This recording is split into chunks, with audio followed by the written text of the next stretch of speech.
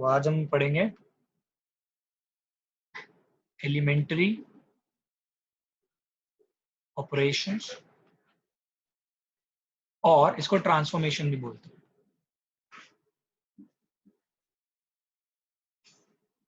तो मैट्रिक्स,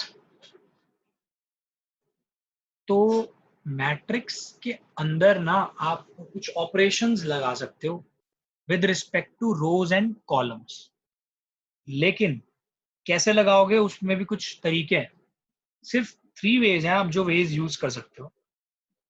पहला ये है, इसको लिखना है आपको, द इंटरचेंज ऑफ एनी 2 रोज और 2 columns. The interchange of any 2 rows or 2 columns।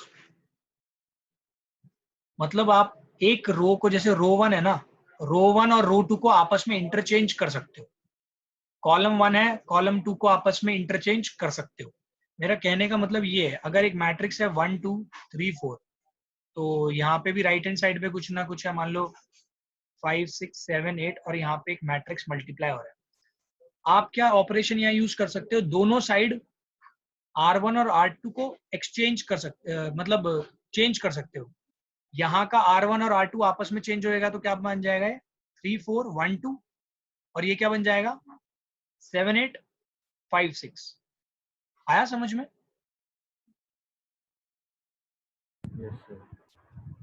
ठीक है, आप ऐसा नहीं कर सकते कि सिर्फ एक एलिमेंट को चेंज कराया दूसरे को नहीं कराया, ऐसा कोई ऑपरेशन नहीं है। पूरी रो पे ऑपरेशन लगता है या फिर पूरे कॉलम पे ऑपरेशन लगता है। ठीक है। Second, multiplication of the elements, multiplication of the elements of a row or column। मेरा कहने का मतलब आप ये ऑपरेशंस भी यूज कर सकते हो। R1 goes to twice of R1, आप डबल करना चाहो तो कर सकते हो। जैसे यहाँ पे देखो, अगर मैं लिखता हूँ, अब ये जो नया चेंज हो गया, मैं यहाँ लिखता हूँ R1 goes to half of R1, तो यहाँ पे चेंजेस क्या आएंगे, ये जो R1 है ना पूरा हाफ से मल्टीप्लाई हो जाएगा, सिर्फ R1 में चेंज आएगा। आया समझ में?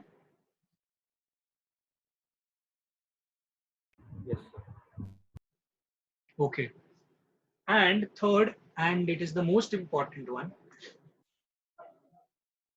you can use other rows or columns to change any row। इसको मैंने शॉर्ट फॉर्म में, मतलब आपको एक सिंप्लीफाइड तरीके में कराया है। मेरा कहने का मतलब ये है, कोई भी एक रो है Ri, बट सर इसमें यहाँ पे R1 हाफ R1 इसमें क्या करा है? इसमें यस सर। इसमें मैंने किया है R1 goes to half of R1, मतलब जो पहले R1 था ना उसको हाफ से मल्टीप्लाई कर दिया मैंने पूरी रो को। तो इसको हाफ से मल्टीप्लाई करोगे, दिस इज 3/2, इसको हाफ से मल्टीप्लाई करोगे, दिस इज 2। तो राइट हैंड साइड में भी करना पड़ेगा ना सेम काम, मैथ्स के रूल्स है। 7/2 एंड 8/2 इज 4, ये किया है मैंने। आया समझ में? सिर्फ रो 1 को मैंने हाफ से मल्टीप्लाई किया है। Yes sir. ठीक है। अब अगला ऑपरेशन क्या बोल रहा है कि आप किसी भी रो में या किसी भी कॉलम में आप चेंज कर सकते हो दूसरे कॉलम्स की वैल्यूज को यूज करके। जैसे Ri goes to Ri plus K Rj, इसका यूज समझो। मैं ना यहाँ पे इसका यूज कर सकता हूँ। मान लो मेरे को ना यहाँ पे ना यहाँ पे मान लो मेरे को 1 लेके आना है अश्मित, ठीक है, इस वाले पार्ट में मुझे 1 बनाना है इसको। तो देखो 3/2 1 कैसे बन सकता है यूजिंग दिस 1। तो यहाँ पे आप ना एक ऐसे ऑपरेशन लगा सकते हो। पहली बात तो ये सोचो, 3/2 फर्स्ट रो में है ना, तो आपको फर्स्ट रो को चेंज करना पड़ेगा। फर्स्ट रो को चेंज किया, फर्स्ट रो को क्या चेंज करोगे कि आपका ये 1 आए। तो देखो फर्स्ट रो में आपको इतना पता ही है 3/2 है, 3/2 में से अगर 1/2 हट गया तो 1 आ जाएगा। तो आप क्या करोगे, R1 goes to R1 minus half of R2।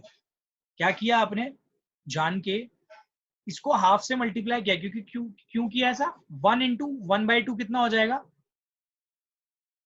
Half, और 3/2 में से जब हाफ गया तो 1 बच जाएगा।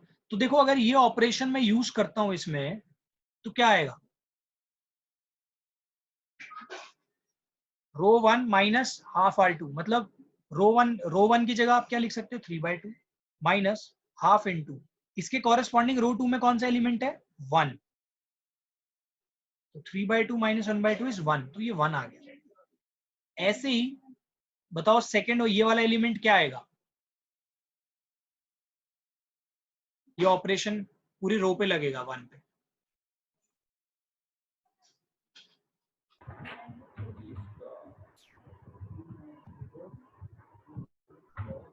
One over.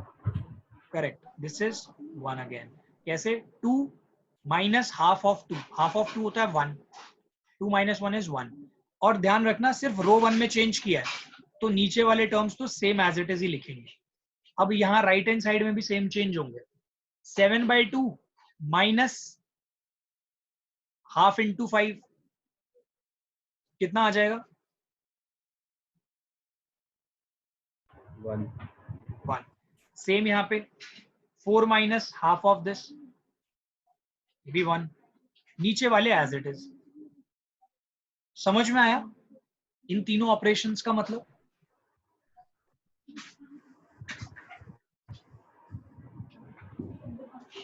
समझ में आया नहीं आया, यस सर। ओके। अब एक काम करो, आप इसको नोट करो और मुझे बताओ, नोट हो गया।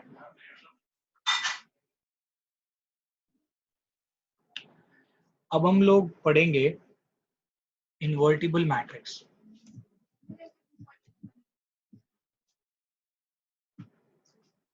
इन्वर्टिबल मैट्रिसेस, देखो इन्वर्टिबल मैट्रिसेस क्या होता है, जिन मैट्रिक्स का हम इनवर्स निकाल सकते हैं उन मैट्रिक्स को क्या बोलते हैं, इन्वर्टिबल मैट्रिसेस। ओके, अब बात आती है किन मैट्रिक्स का हम निकाल सकते हैं। अगर मान लो कोई दो मैट्रिक्स ऐसे हैं जिनका प्रोडक्ट आता है आई, ओके, एंड इनका उल्टा प्रोडक्ट भी क्या आ रहा है, ये, तो मैं क्या बोल सकता हूं, ये जो है ना बी, वो ए इनवर्स है, यानी बी जो वैल्यू है वो क्या होगी, ए का इनवर्स मैट्रिक्स है। बहुत सिंपल है ये, पता कैसा है, इट इज लाइक दिस, जैसे 2 इंटू 1/2 करूंगा कितना आएगा, 1 आएगा, राइट। ये इनवर्स है ना, इसका 2 का इनवर्स क्या है, यस सर 1/2 1/2, तभी तो 1 आ रहा है। यानी कि ये जो है इसका इनवर्स है, सेम मैट्रिक्स में भी ऐसा ही होगा। तो ये कंडीशन फुलफिल होनी कंपलसरी है, तभी मैं कह सकता हूं कि मैट्रिक्स इन्वर्टिबल है या नहीं है। सेम उल्टा अगर मैं ऐसा लिखना चाहूं A is equals to B inverse, तो ये भी ट्रू है इस केस में। If AB is equals to I is equals to BA, then B is equals to A inverse and A is equals to B inverse.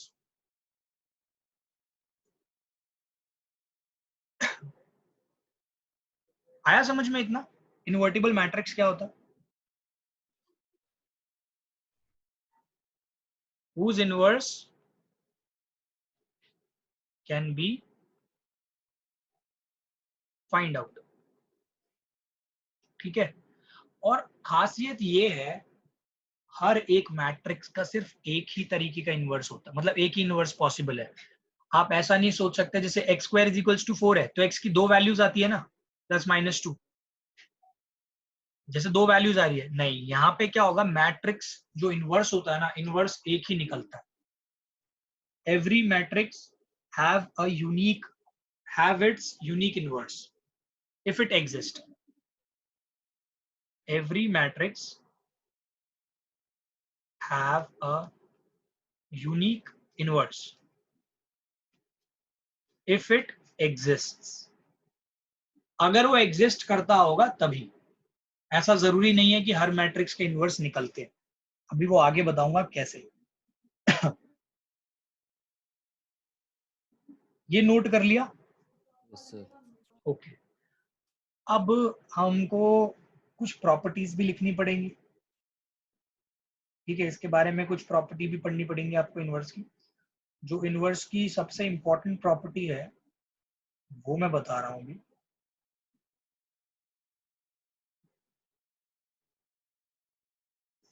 A B का whole inverse जो होता है ना, ये होता है बी इनवर्स ए इनवर्स। ये theorem 4 भी बोलते हैं इसको। यहाँ पे एनसीईआरटी में थ्योरम 4 है, A B whole inverse is equals to B inverse A inverse. जैसे आपने वो पढ़ा था ना ट्रांसपोज वाला, डैश वाला, हाँ। वैसे ही इसमें भी है। ओके। Yes sir. अब यहाँ पे क्या करना है इसको समझो। हमें ये प्रूफ भी करना है, थ्योरम है ना, थ्योरम प्रूफ भी करेंगे। तो इसका प्रूफ बहुत ज्यादा सिंपल है, बहुत ज्यादा। आपको ये लाइन प्रूफ करनी है ना, तो एक बात बताओ, आपको एक न एक कंडीशन से स्टार्ट करना पड़ेगा। ए बी चाहिए ना आपको। अगर आप ए बी में मल्टीप्लाई कर दो ए बी का इनवर्स, तो क्या बन जाएगा? सेम मैट्रिक्स का इनटू सेम मैट्रिक्स का इनवर्स कर देते हैं, तो अभी बताया था ना मैंने आपको, क्या बन जाता है? आइडेंटिटी मैट्रिक्स, 1 हो जाता है, हाँ। है ना? Yes sir. आइडेंटिटी मैट्रिक्स बना। अब ध्यान दो, मुझे एलएचएस में ना ये चाहिए था, मेरे एलएचएस में ये आ गया। मुझे अभी ये फालतू के टर्म्स हटाने हैं, ए और बी हटाना है, और यहाँ पे बी इनवर्स ए इनवर्स लाना है। अब मैट्रिक्स में ना एक चीज का ध्यान रखना, जैसे आप नॉर्मली मान लो मैंने आपको एक इक्वेशन दे दी 2x is equals to y। अब मैथ्स के अकॉर्डिंग मैं एक चीज जरूर कर सकता हूँ, दोनों तरफ 5 मल्टीप्लाई कर सकता हूँ, है ना? करना चाहूँ तो मल्टीप्लाइंग 5 ऑन बोथ साइड, तो मैं ऐसे भी कर सकता हूँ, या मैं फिर इसको ऐसे भी कर सकता हूँ। एक ही बात होती है अलजेब्रा में, मतलब बाद में कर लो 5 से मल्टीप्लाई या पहले कर लो मल्टीप्लाई, हाँ। आंसर सेम ही आएगा। Yes sir. पर यहाँ पे ऐसा नहीं है, यहाँ पे ऐसा बिल्कुल नहीं है। आपको मैंने ऐसा बताया था ना, क्यों नहीं है यहाँ पे? क्योंकि ऐसा हो जरूरी नहीं है, कॉम्यूटेटिव नहीं होता यहाँ पे प्रोडक्ट। याद है लास्ट क्लास में बताया था? Yes sir. तो अगर आप पहले मल्टीप्लाई करते हो किसी टर्म को, तो उसको बोलते हैं प्री मल्टीप्लीकेशन, और बाद में मल्टीप्लाई करते हो आगे की तरफ, तो उसको बोलते हैं पोस्ट मल्टीप्लाई। तो यहाँ पे देखो, आपको ए हटाना है, राइट? अगर आप pre multiplying A inverse on both side, तो देखो क्या बनेगा। ये A inverse A B whole inverse, pre multiplying है ना, तो इस साइड में भी प्री मल्टीप्लाइंग आई। ओके। अब एक बात बताओ, ए इनवर्स और ए कितना होगा? I. B A inverse into I कितना होगा? A inverse. A inverse. I into B कितना होगा? सेम ऐसे बी के साथ करेंगे। हाँ, अभी पहले आई इंटू बी क्या होगा? बी। बी। ओके। अब यहाँ पे हमें बी हटाना है, तो अब pre multiplying B inverse. B inverse on अच्छा। Both side, B inverse B, A B whole inverse, B inverse A inverse, ये आई हो गया, ए बी इनवर्स, ये B inverse A inverse, I into A B inverse, तो again A B inverse हो जाएगा, ये B inverse A inverse. Hence proof, ये 2 number में आ सकते हैं। Okay sir. ठीक है, इसको नोट कर लो, फिर मुझे बताओ। अब हम लोग एलिमेंट्री ऑपरेशन का यूज करके इनवर्स ऑफ अ मैट्रिक्स निकालेंगे, और ये देखो पॉसिबल कैसे, अभी बताता हूँ। पहली चीज तो ये देखो, कि A इंटू A इनवर्स क्या होता है? आई होता है, करेक्ट? Yes sir. अगर आप ऐसे लिखो A इज इक्वल्स टू ए आई, तो भी कोई प्रॉब्लम नहीं है? No sir. ओके तो हम लोग ना स्टार्टिंग यहां से करते हैं किसी भी एलिमेंट्री ऑपरेशन की, ठीक है? और उसको पता है क्या करते हैं? अब एक बात बताओ, कुछ ऐसा चेंज हो जाए कि ये वैल्यू बन जाए आई और ये वैल्यू रहेगी ए, तो ये क्या बन जाएगा ऑटोमेटिकली? A inverse. तो ये ए इनवर्स बन जाएगा। ये बात क्लियर है? तो देखो यस इसको सर। एलिमेंट्री ऑपरेशन में अप्लाई कैसे करते हैं। तो देखो एलिमेंट्री ऑपरेशन में कैसे करेंगे बताता हूँ। पहले ना मैं ये सिंपल ले रहा हूँ 2x2 का क्वेश्चन। ऐसा आ सकता है, by using elementary operations find the inverse of the matrix and the matrix is, ये मैट्रिक्स है। ओके तो देखो यहाँ पे स्टार्टिंग कैसे करनी होती है। स्टार्टिंग इसको ऐसे लिखना है, इसको लिखेंगे हम A I is equals to A. Okay अब ये जो ए है ना, इसको एज इट इज रहने दो, इस ए को एज इट इज ही रहने दो। ये जो आई है, इस आई की जगह आपको जितने ऑर्डर का मैट्रिक्स दे रखा है स्क्वायर मैट्रिक्स, उतने ही ऑर्डर का आइडेंटिटी मैट्रिक्स लिखना है। ओके और यहां पे जो ए है उसकी वैल्यू लिखो। अब मैंने अभी आपको जो ऊपर एक लाइन बताई थी ना, अगर आपने इसको क्या बनाने की कोशिश करी, आई। आई, तो ये क्या बन जाएगा automatically? A inverse. A inverse. तो अब हमारा पूरा फोकस क्या होगा, इसको किस में कन्वर्ट करना? आई। आई में। इसको कन्वर्ट कैसे कर सकते हैं आई में? यहाँ पे 1 होना चाहिए, यहाँ पे 0 होना चाहिए, यहाँ 0 होना चाहिए और यहाँ 1 होना चाहिए। अब बात आती है ऐसे कैसे बना देंगे। तभी तो हमने एलिमेंट्री ऑपरेशन सीखे थे स्टार्टिंग के 3। ओके अब यहाँ पे देखो क्या होगा, यहाँ पे ना हमेशा ध्यान रखना, एक पैटर्न फॉलो करना।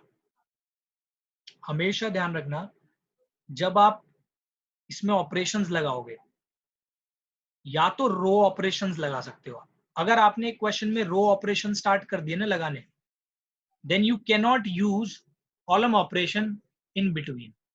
मतलब आप एक ही क्वेश्चन में दोनों ऑपरेशंस यूज नहीं कर सकते बीच में। जैसे पहले आपने रोज में चेंज किया, फिर अगले स्टेप में अगर आप कॉलम में चेंज करोगे तो कट हो जाएगा, कैंसिल। मैट्रिक्स में जब हम एलिमेंट्री ऑपरेशंस करते हैं तो आपको पहले ही सोच के चलना है क्वेश्चन में, दोनों से आंसर आ जाएगा। वैसे पहले ही सोचना है या मैं रो ऑपरेशन फॉलो करूंगा या फिर कॉलम ऑपरेशन फॉलो करूंगा। तो जनरली हम लोग रो ऑपरेशन फॉलो कर लेते हैं, ठीक है? जब हम रो ऑपरेशन फॉलो करते हैं तो हम इस चीज का ध्यान रखते हैं कि इसको आइडेंटिटी मैट्रिक्स बनाने के लिए कौन कौन से एलिमेंट्स को पहले चेंज करूं। तो आपका हमेशा फोकस रहेगा ये जो फर्स्ट एलिमेंट है ये 1 आना चाहिए। जब ये 1 आ जाए उसके बाद बाकी बचे जो है ना उस कॉलम के, ध्यान रखना जब रो ऑपरेशन यूज कर रहे हो तो कॉलम वाइज ऑर्डर चलाओगे। तो पहले आप कोशिश करोगे यहाँ 1 आए, फिर नीचे वाला 0 हो जाए, फिर अगली रो में जो है ना 1 वाला पहले आ जाए, उसके बाद जो 0 वाले हैं वो आ जाए। ठीक है, ऐसा पैटर्न रहेगा। इसमें कोई प्रॉब्लम तो नहीं? No sir.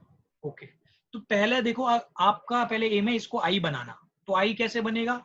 पहला 1 है, इट इज फाइन, कोई चेंज करने की जरूरत नहीं। No sir. फर्स्ट रो में अभी तो चेंज करने की जरूरत नहीं है।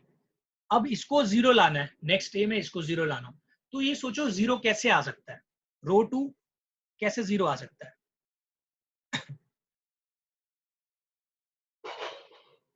क्या आप इसको ऐसे लिख सकते हो, row 2 goes to row 2 minus 2 row 1, yes sir. 2 into 1 2 minus 2 into 1। ताकि ये 0 आ जाए। जब मैं लिखता हूँ ना रो 2 तो सिर्फ रो 2 में ही चेंज होगा, रो 1 में नहीं होगा। ओके अब इस चीज का ध्यान रखना, जो ये ऑपरेशन लगते हैं ना वो बोथ साइड लगते हैं, लेफ्ट हैंड साइड भी राइट हैंड साइड भी। तो इसमें भी चेंज करना पड़ेगा आपको रो 2 में। तो रो 1 तो एज इट इज रहेगी, अब इसमें रो 2 का ऑपरेशन लगाओ, 0 minus twice of R1 that is -2। Okay, ये 1, ये देखो रो 2 है ना, 1 माइनस ट्वाइस ऑफ R1 में कितना है 0, तो 1 माइनस 2 इंटू 0 कितना आएगा 1 ही आ जाएगा। क्लियर है अश्मित, ये आया समझ में? Yes sir. ओके, ये तो चेंज होके 0 ही हो जाएगा, आपने इस हिसाब से कैलकुलेशन करी थी। ये वाला कितना आ जाएगा रो 2 का अगला element? -1 -2 into 2 -1 -4। Yes sir. -5।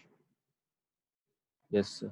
Okay, अब आगे 1 आ गया, 0 आ गया, चलो हम आधे रास्ते आ गए। अब इसको बनाना है 1। अब देखो 1 कैसे बना सकते हैं, आपने एक स्केलर से मल्टीप्लाई करने वाली चीज सीखी थी। अगर मैं इसको सेकंड वाले को, रो को -1/5 से मल्टीप्लाई कर दूं तो ये 1 नहीं बन जाएगा? Yes sir. और एक चीज का और ध्यान रखना, जब आप रो 2 में चेंज करो, पीछे वाले टर्म्स बिगड़ने नहीं चाहिए। ऐसे चेंजेस करने हैं आपको कि ये टर्म ना डिस्टर्ब हो। जो आपने एक बार ठीक कर दी, ये डिस्टर्ब नहीं होनी चाहिए। ओके, यस तो आप ये सर। लिख सकते हो row 2 goes to -1/5 of row 2। तो अब ये चेंजेस दोनों तरफ आएंगे, 1 0, this will become 2/5, this will become -1/5, और ये आ जाएगा 1 0 2 1। कोई प्रॉब्लम तो नहीं? No sir. अब किस में चेंज करना है आपको? 2 को। 2 को चेंज करना है। 2 रो 1 में आ रही है, यानी रो 1 चेंज करनी है। रो 1 गोज टू क्या ऑपरेशन लिख सकते हैं हम लोग?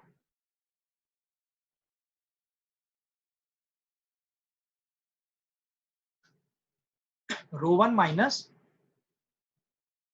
Twice of row 2, 2 -2 into 1। है ना? अब यहां ध्यान रखो, सेम लेफ्ट हैंड साइड में भी यही चेंज करना है आपको, तो चेंज करो, बताओ कितना आएगा? ये आएगा 1 माइनस 2, 1/5 1/5। That is correct, 1/5। तो ये आ गया 1/5। ये कितना आएगा? +2/5 आ जाएगा। ये तो 0 माइनस माइनस माइनस प्लस हो जाएगा ना, 2 इंटू 1/5 दैट इज 2/5। बताओ ये समझ में आया नहीं आया? यस सर, आ गया। ओके, अब ये कितना आएगा राइट साइड में? तो चेंज राइट साइड में तो आपने अपने हिसाब से किया था ना। 1 देखो, 1 माइनस ट्वाइस ऑफ R2, 1 ही रहेगा। ये तो चेंज नहीं होगा ना। यही तो रीजन है, 0। यही तो रीजन है कि हम इस ऑर्डर में चल रहे हैं। पता है इस ऑर्डर को फॉलो करने का क्या है? जब आपने यहाँ पे 1 बनाया, यहाँ पे 0 बनाया, जब आपको यहाँ पे चेंज करना होगा ना, तो ये आपका डिस्टर्ब नहीं होगा फिर बाद में, क्योंकि यहाँ तो 0 है। जब आप रो 1 में अब चेंज करोगे तो इसकी वजह से कोई डिस्टर्बेंस नहीं आएगी। आ रही है बात समझ में? Yes sir. अब आप इसको ऐसे लिख सकते हो, ये तो आई बन गया। तो ये इक्वेशन के अकॉर्डिंग ए इनवर्स की वैल्यू क्या आई आपकी? i बाय, अच्छा उसके, हाँ। यहां से अगर कंपेयर करेंगे a into this matrix is equals to I, तो यानी ये वैल्यू कितनी है? 1/5, 2/5 2/5 -1/5। माइनस 1। ये आ गया आपका ए इनवर्स। इसको नोट करो, मेरे को बताओ फिर। अब हम लोग इनवर्स निकालेंगे एक 3 ऑर्डर के स्क्वायर मैट्रिक्स का, स्क्वायर मैट्रिक्स ऑफ ऑर्डर 2। तो क्वेश्चन कुछ ऐसा रहेगा, 0 1 2 1 2 3 3 1 1। तो क्वेश्चन आएगा, यूजिंग एलिमेंट्री रो ऑपरेशन और column operation find A inverse. तो अब यहाँ पे ध्यान क्या रखना है, स्टार्टिंग सेम इक्वेशन की जो हम करते हैं ना, ए क्या लिखते हैं यहाँ पे, ए आई इज इक्वल्स टू ए होता है ना, तो सेम काम करना है। यहाँ पे ए आई जो बनेगा वो किसका बनेगा?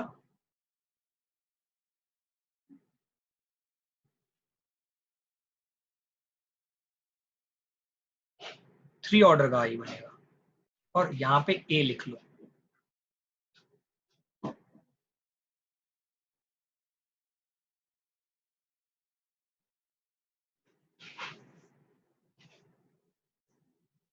एक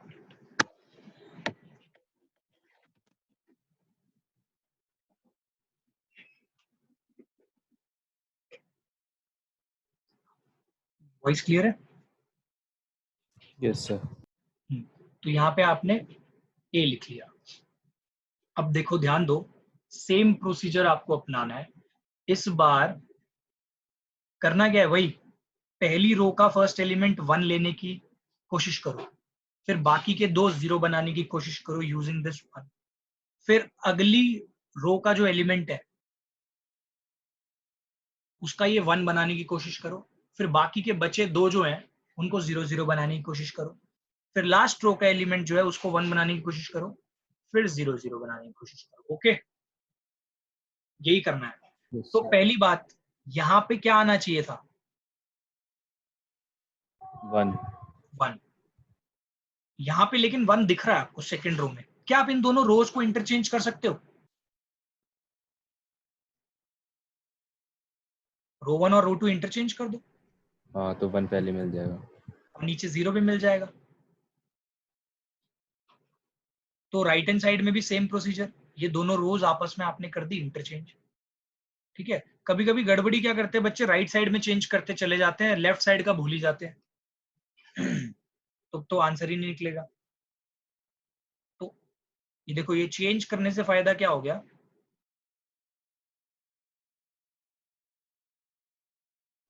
चेंज करने से फायदा हो गया, 1 भी मिल गया, 0 भी मिल गया। अब सोचो ये 3 कैसे हट सकता है?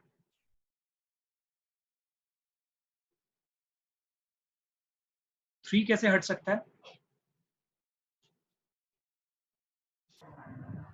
3 माइनस 2 इंटू R2 ऐसे कुछ कर सकते हैं। पहले सोचो चेंज किस में लाना है, कौन सी रो में चेंज लाना है? थर्ड रो में ना। तो पहले लिखेंगे थर्ड रो में चेंज चाहिए। और कैसा चेंज? थर्ड रो का जो एलिमेंट है उसमें से थ्राइस ऑफ R1 माइनस कर दो। थ्राइस ऑफ 1 ना, 1 का यूज ही तो करेंगे। ठीक है, तो सेम यहाँ पे भी करना है आपको। यहाँ पे भी सेम लेके आओ। पहले तो R3 में चेंज है ना, और किसी में तो चेंज है नहीं, तो आप बाकी सबको तो सेम लिख दो। 0 1 0 1 0 0। अब देखो R3 में चेंज है ना, अब यहाँ पे देख के R3 का एलिमेंट है पहला 0, 0 माइनस थ्राइस ऑफ, ये है 0, तो क्या रह जाएगा? 0 ऐसे ही ये वाला बताओ, 0 माइनस थ्राइस ऑफ 1 -3 -3। नेक्स्ट 1 ही रह जाएगा। आ रहा है समझ में? Yes sir. ओके, तो यही सेम राइट हैंड साइड में भी करना है ना चेंज। तो पहले तो आप ऊपर की दो रोज सेम लिख लो, क्योंकि आपने उसमें कुछ चेंज नहीं किया। थर्ड रो में चेंज किया, ये तो 0 लाने के लिए ही चेंज किया था। अगली रो में कितना आ जाएगा, अगले एलिमेंट कितना आएगा इसका? 1 माइनस 3 इंटू 2, कितना आया? -5 -5। तो आप इसको -5 लिख सकते हो। नेक्स्ट वाला -8 -8, दैट इज 1। हाँ, ओके, इतना हो गया। नेक्स्ट स्टेप, नेक्स्ट स्टेप पे कौन से एलिमेंट पे फोकस करोगे? सेकंड रो इस पे पे। 2 1 तो ये तो 1 है ही पहले से ही, चलो हाँ। बढ़िया हो गया।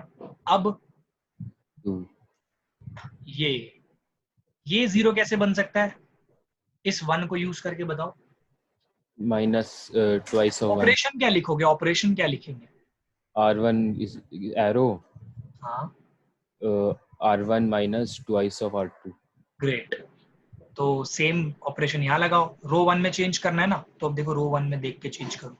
0 minus 2 into 1, according to this -2 -2. Next 1 minus 2 into 0 1 0 0, ये तो 0 ही हो जाएगा. बाकी बाकी के सेम लिखने हैं. ये कितना हो जाएगा यहाँ पे? ये तो सेम ही रहेगा क्योंकि ये देखो हमने पहले 0 बना लिया ना. 0 बनाने का फायदा ये कि अब इसमें चेंज नहीं आएगा, ये 1 ही रहेगा. ये आप 0 बनाना चाह रहे थे, बन गया. ये कितना आ जाएगा? 3 माइनस 4 -1 माइनस 1. बाकी के as it is same. Alright. Next में क्या चेंज करना है बताओ? तो -5 हाँ, तो ये क्या कर सकते हैं इसमें?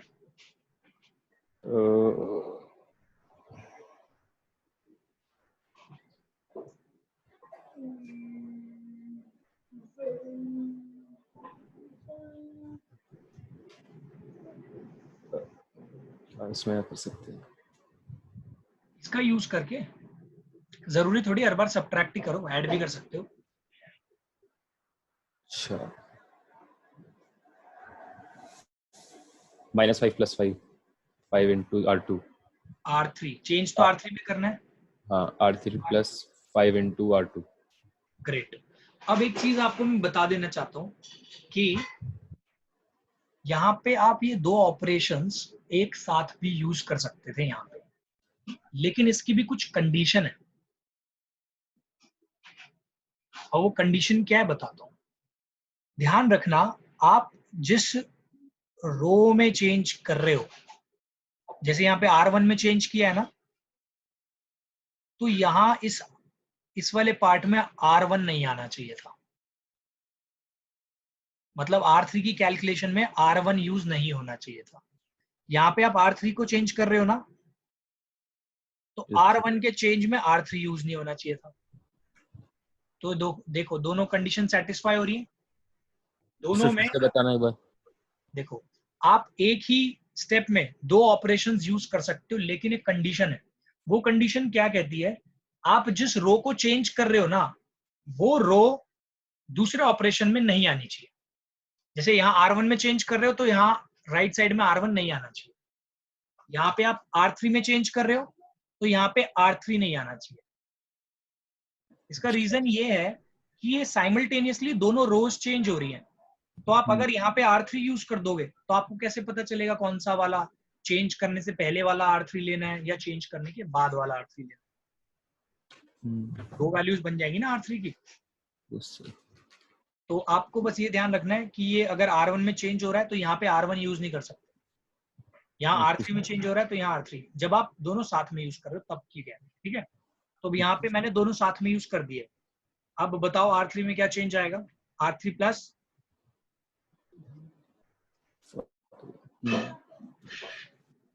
ये +5 ही आ जाएगा. ये कितना आ जाएगा? ये तो -3 रहेगा. और ये 1 रहेगा. कोई डाउट? No sir. ये 0 ही रहेगा. 0 और ये 0 हो गया. And this -3 -8 plus -8 plus 10 10. अच्छा 2 into 2 करा. ठीक है 2 इंटू है ना, 5 इंटू R2 है ना. हाँ, क्लियर है? Yes sir. ओके. अब नेक्स्ट स्टेप में क्या करना है हमें? नेक्स्ट स्टेप में -1. पहले 1 वाला टर्म लाना है. चलिए 2 तो बहुत सिंपल है, बताओ क्या ऑपरेशन लग सकता है? R3 में एरो. क्या करेंगे इसमें? कोई ऐसा ऑपरेशन बोलो कि ये 2 0 भी चेंज ना हो. हाफ से मल्टीप्लाई. सिंपल.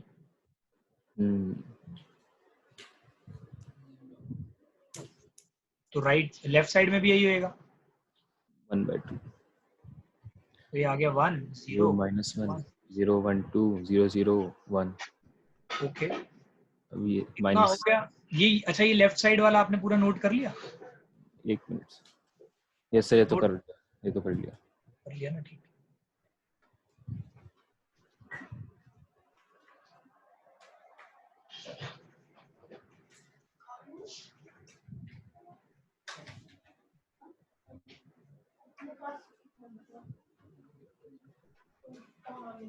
अब देखो यहाँ पे मैं क्या ऑपरेशन लगा सकता हूँ, इस 1 का यूज करके मैं दोनों में चेंजेस ला सकता हूँ।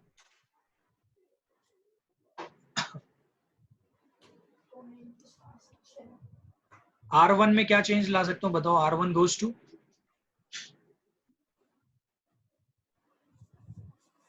टू टू नहीं,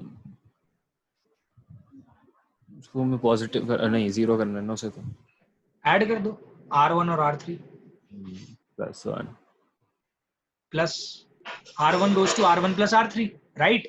यस सर, ऐसे ही R2 goes to twice of R3। Minus twice of R3। अब यहाँ पे भी ध्यान रखना, यहाँ पे R1 चेंज करो, यहाँ R1 तो नहीं है ना, नहीं है। यहाँ R2 चेंज करो, यहाँ पे भी R2 नहीं है, दोनों तरफ R3 यूज करें आप। तो चेंजेस देखो क्या होंगे, कितना बनेगा फर्स्ट रो बताओ क्या बन जाएगी? अगर R1 प्लस R3 का रन -2 + 5/2 -2 + 5/2 कितना होता है? 2 + 5 1/2। करेक्ट, 1/2। देन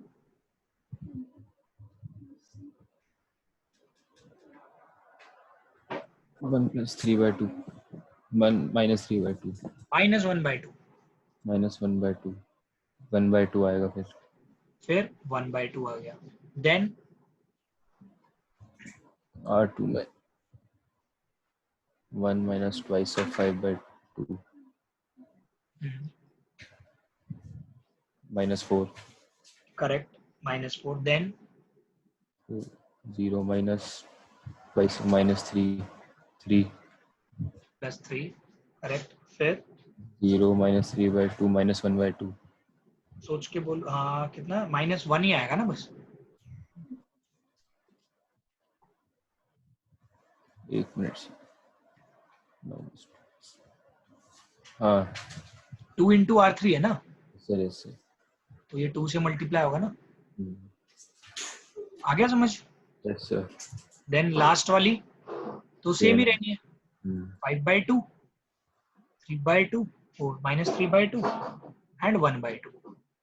और ये तो आप आंख बंद करके भी लिख सकते हो, तो सारा कर दिया हमने। आपने उसी हिसाब से तो कैलकुलेशन करी थी है ना।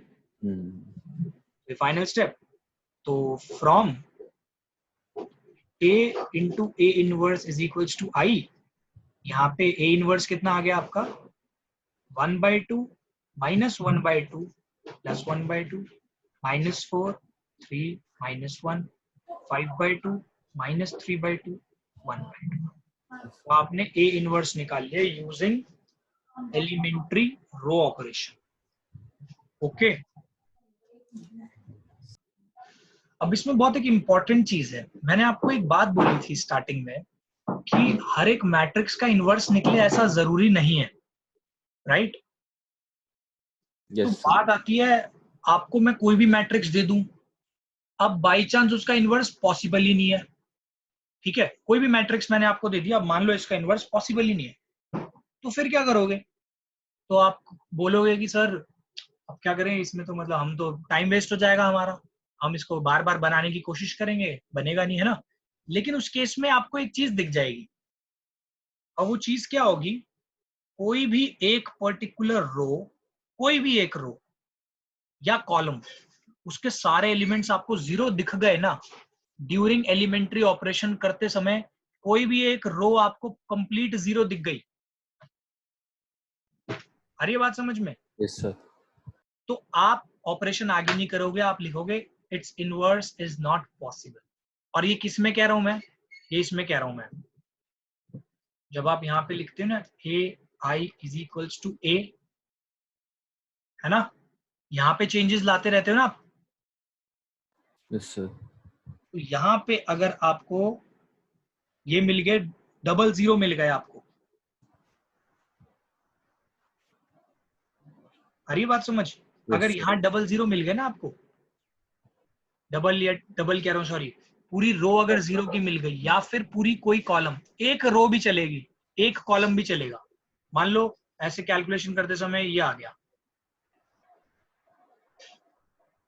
अगर ये पूरी ड्यूरिंग कैलकुलेशन पूरी कॉलम आ गया 0, तो आप लिखोगे since whole column is 0, inverse does not exist. ठीक है, तो इसको आप ऐसे लिखना, if during elementary operation any row or a column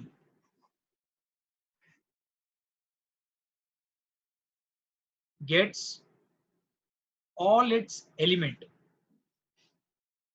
as 0, then inverse does not exist। ठीक है, इसका एग्जाम्पल मैं आपको जरूर देता हूं।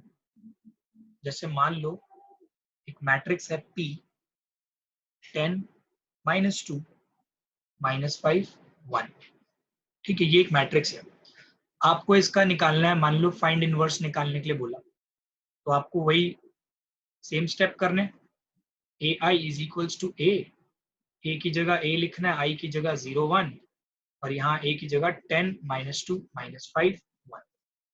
तो सबसे पहला स्टेप क्या होगा, आपको इसे 1 बनाना है।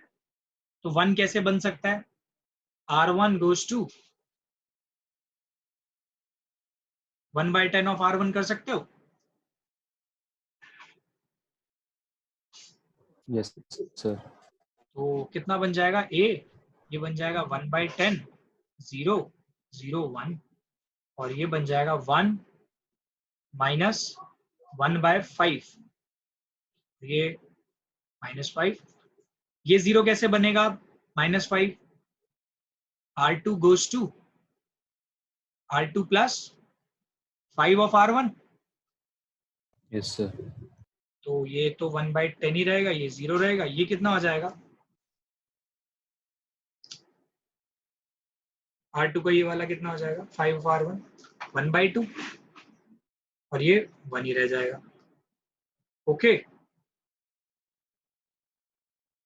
और यहाँ पे, यहाँ बताओ यहाँ कितना आ जाएगा, जी ये 0। अब ये कितना आ जाएगा, 1 + 0 0 ही आ जाएगा। अब देखा आपने, ये जो A वाली साइड में डबल 0 आ गए, यानी कि inverse doesn't exist. Since row two consist, कैसे लिख सकते हो, since every element of row 2 is 0, hence its inverse does not exist। Clear है। अगर बात आती है कॉलम ट्रांसफॉर्मेशन की,